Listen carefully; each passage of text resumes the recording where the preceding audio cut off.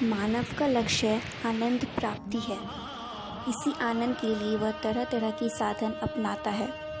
इसके लिए वह फिल्म देखता है, गीत सुनता है, तरह तरह के खेल खेलता है, लेकिन यह सब क्षणिक साधन है। पुस्तकों से ही स्थायी आनंद प्राप्त होता है। मेरी पढ़ने में रुचि है और मेरी प्रिय पुस्तक है महाभारत की। महाभारत के रचयिता महर्षि वेद व्यास हैं। इसका मूल ग्रंथ संस्कृत में सुरक्षित है। महाभारत का विकास 3 चरणों में हुआ। प्रथम अवस्था में इसका नाम जय था और इसमें 8,800 श्लोक थे। दूसरी अवस्था में श्लोकों की संख्या 1,00,000 हो गई और वह महाभारत नाम से प्रसिद्ध हुआ। विश्व की पहली ऐसी पुस्तक है जिसका नामकरण 3 बार हुआ और वह समाज में फिर भी लोकप्रिय हुई। महाभारत में 1,00,000 श्लोक और 18 पर्व है। महाभारत की मुख्य कथा कुरुक्षेत्र के महासंग्राम की है, जो हस्तिनापुर के सिंहासन के लिए कौरवों और पांडवों के बीच लड़ा गया। कथा इस प्रकार है। धृतराष्ट्र और पांडु 2 भाई थे। उनकी राजधानी हस्तिनापुर थी। धृतराष्ट्र अंधे थे, इसीलिए राजा नहीं बन सके। पांडु को राजा बनाया गया। धृतराष्ट्र के पुत्र दुर्योधन और दुशासन थे। पांडु के 5 पुत्र थे: अर्जुन, नकुल, सहदेव, भीम और युधिष्ठिर। ये 5 भाई पांडवों के नाम से प्रसिद्ध थे। युधिष्ठिर बड़ा होने के कारण राज्य का उत्तराधिकारी था। दुर्योधन ने अपने मामा शकुनी के साथ मिलकर पांडवों को मारने के तरह तरह के उपाय किए, लेकिन सब असफल रहे। कौरवों ने पांडवों को जुए के लिए आमंत्रित किया।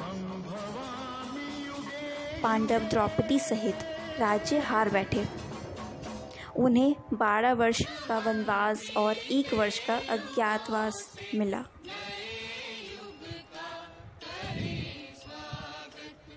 तेरह वर्ष पश्चात कौरवों ने राज्य देने से इनकार कर दिया और युद्ध छिड़ गया।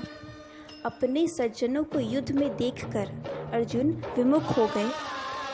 श्री कृष्ण ने उसे आत्मा की अमरता का उपदेश दिया, जो गीता के रूप में निबद्ध है, जिसमें 18 अध्याय और 700 श्लोक है।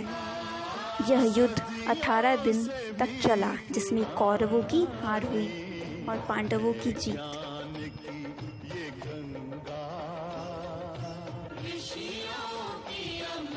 महाभारत अनेक दृष्टि से महत्वपूर्ण है।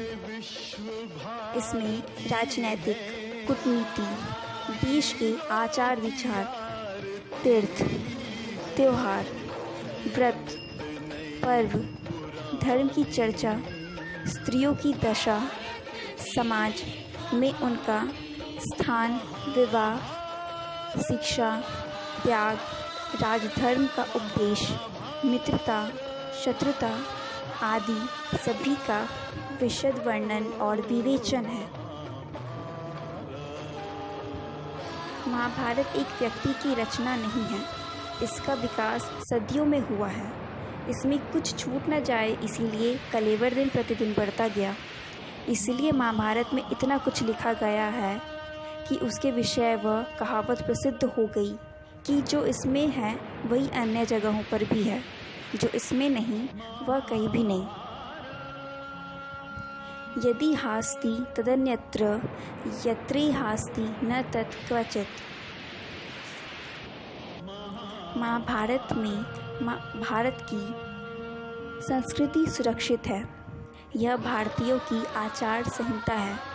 कौरवों पांडवों के संघर्ष की कथा न होकर भारतीयों का धर्मशास्त्र है, जिसे 5वां वेद कहकर ऐसे सिंहासन पर बैठाया गया जहां आज तक कोई ग्रंथ आरूढ़ नहीं हुआ।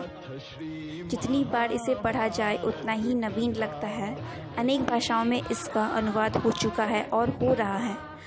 दूरदर्शन पर महाभारत सीरियल दिखाया गया, जिसकी सर्वत्र प्रशंसा हुई। प्राचीन काल से आज तक यह अपनी श्रेष्ठता की कथा स्वयं कहता चलता है, इसलिए यह मेरा प्रिय ग्रंथ है।